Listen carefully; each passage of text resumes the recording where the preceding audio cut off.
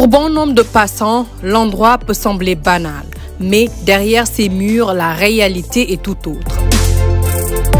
Nous sommes au CETIC Dakar, premier incubateur au Sénégal qui accompagne les jeunes porteurs de projets. Aujourd'hui, nous allons à la rencontre de Babacar, Doudou, Alamine et Serge, des génies avec des parcours différents mais un point en commun.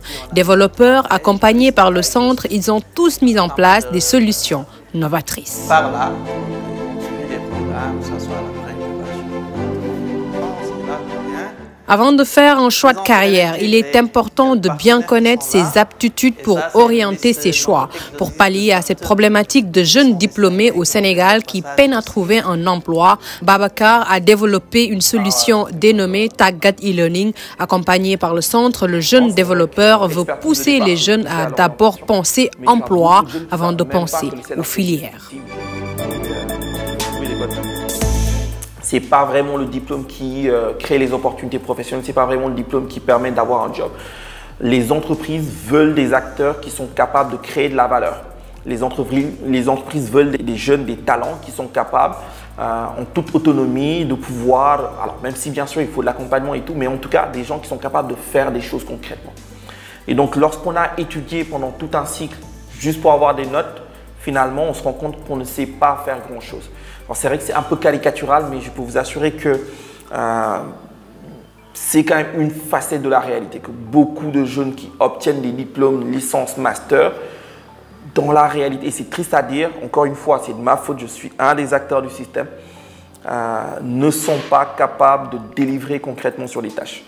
Donc nous, ce qu'on se dit, c'est OK, il faut les accompagner à penser métier avant même de penser filière. Il ne faut pas se dire OK, je vais choisir marketing, je vais choisir finance, je vais choisir droit parce qu'on m'a dit que c'est le métier qui recrute. Il faut plutôt que je parte de moi, qui je suis, qu'est-ce que je veux faire, dans quoi je m'épanouis, dans quoi je suis bon, dans quoi je ne suis pas bon, pour faire cet exercice de construction du projet professionnel. Et comme je le dis à chaque fois, le projet professionnel, ce n'est pas quelque chose qui est figé, c'est quelque chose qui est dynamique, c'est quelque chose qui est agile. On ne le projette pas avec une certitude, mais c'est quelque chose sur lequel on travaille au day-to-day. Et donc là, aujourd'hui, on a créé une plateforme qui permet aux jeunes de pouvoir identifier, donc on a référencé 400 métiers qu'on a subdivisés en compétences techniques et en compétences comportementales. L'idée étant de pouvoir permettre aux jeunes d'identifier plusieurs métiers qui sont susceptibles de l'intéresser, de s'auto-évaluer sur ces métiers et de pouvoir déterminer quelles sont les choses dans lesquelles ils pourraient s'épanouir. Et ensuite, de pouvoir suivre pendant sa formation un accompagnement effectivement lui permettant de développer des compétences concrètes sur ce point. Autre profil, une autre solution. Nous sommes avec Doudou. Contrairement à Babacar, le jeune a choisi de mettre de la technologie au service des PME et PMI. Avec sa solution SikaPay FinTech, il vient apporter une touche de modernité dédiée aux commerçants, aux tailleurs, bref, aux petites et moyennes entreprises. Avec sa solution, les acteurs peuvent digitaliser leur système de paiement pour une meilleure traçabilité des entrants. Aujourd'hui, je peux aller chez un tailleur, un coiffeur, ou un boulanger, il enregistre ses recettes ou ses ventes faites à partir d'un cahier. À partir de ce constat, on voit qu'en fait, ces gens, si aujourd'hui il y a une inondation, un cas de force majeure, ils auront du mal aujourd'hui à pouvoir un peu maîtriser en fait leur flux.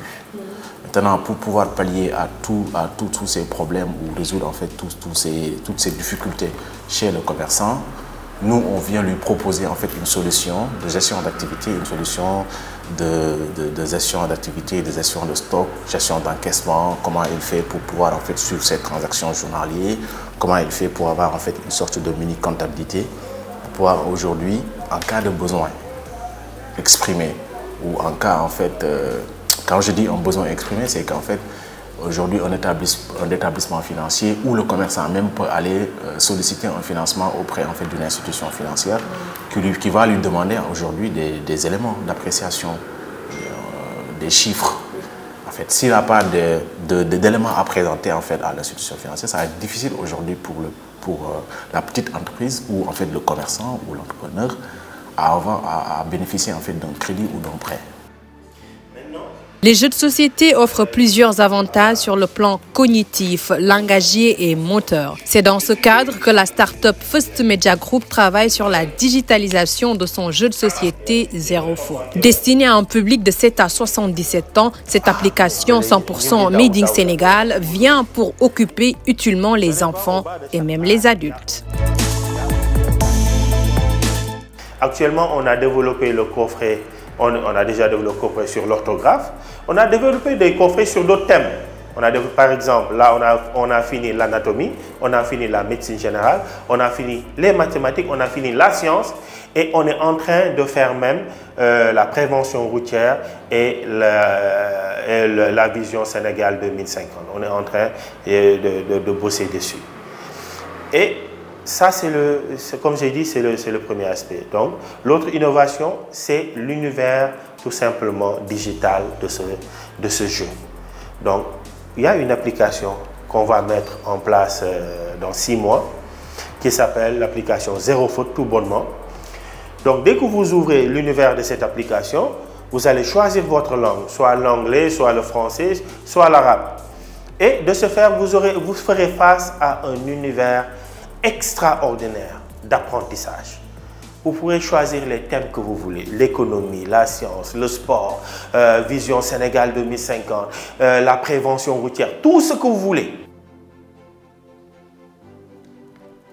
La transition entre le lycée et l'université peut s'avérer parfois abrupte. Les nouveaux bacheliers ont souvent besoin de se familiariser avec l'environnement universitaire. C'est dans ce cadre qu'a vu le jour le projet de solution Yaké Services Digitaux. En phase de finalisation, l'application développée par un jeune étudiant va offrir une meilleure compréhension de tout ce qui gravite autour des universités.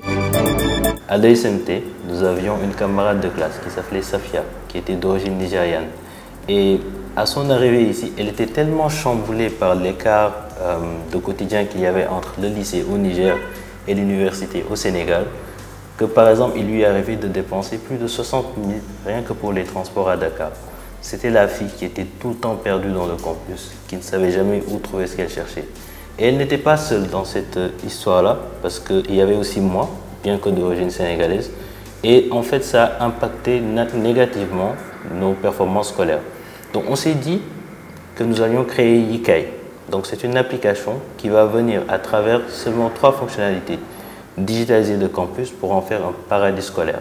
Donc dans un premier temps, un assistant IA qui va venir à travers les informations générales de l'école répondre à toutes les questions du quotidien de l'étudiant, que ce soit sur ses procédures administratives ou sa vie associative ou sportive.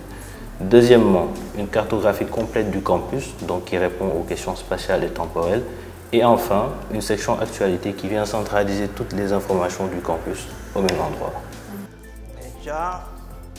Babacar est là. Commencez par Babacar, ensuite... Ils sont tous des jeunes porteurs d'initiatives pertinentes et révolutionnaires. Mais pour mettre en pratique ces solutions, il leur faut un réseau et des partenaires. Et c'est dans ce cadre qu'intervient le CETIC, pionnier dans le domaine. Le centre a accueilli des milliers de startups devenues aujourd'hui des références dans l'écosystème. À quelques jours du lancement du New Deal Technology, les attentes sont nombreuses. Favoriser l'expertise de nos développeurs est l'une des principales préoccupations des acteurs de l'écosystème. Je fais déjà le plaidoyer pour qu'il y ait une discrimination positive sur le secteur privé local, le secteur privé numérique local. Il n'y a pas quelque chose qu'on ne sait pas faire au Sénégal. Peut-être que c'est la solidité des moyens qui permettront de faire ou de ne pas faire. Mais il n'y a pas une solution qu'on ne sait pas développer, il n'y a pas des infrastructures qu'on ne sait pas faire, il n'y a rien qu'on ne sait pas faire au Sénégal. Donc je demande au gouvernement, en tout cas à nos gouvernants, de faire véritablement une discrimination positive pour le secteur privé numérique local. Les jeunes développent parce qu'ils savent le faire. Mais la recherche et l'innovation, il n'y a pas d'environnement propice à cela. Voilà pourquoi nous-mêmes avons initié ici à CETIC l'idée de mettre en place une véritable fabrique de produits digitaux. Permettre aux jeunes de venir pendant 3 ans, sans souci, de travailler sur un produit avec les coachs, avec les mentors, avec les techniciens, avec voilà, tous ceux qui peuvent réduire les marges d'erreur et de leur permettre, comme on dit, start-up quand ils démarrent, hein, et qu'ils aillent le plus loin possible et rapidement. Ça, nous l'attendons. Le CETIC, c'est d'abord identifier et accompagner les startups à fort potentiel pour en faire des entreprises viables. Mais c'est également faire le plaidoyer en faveur de l'écosystème en engageant les partenaires publics-privés. Un message est donc lancé aux autorités de privilégier la préférence locale au lendemain du New Deal Technologie.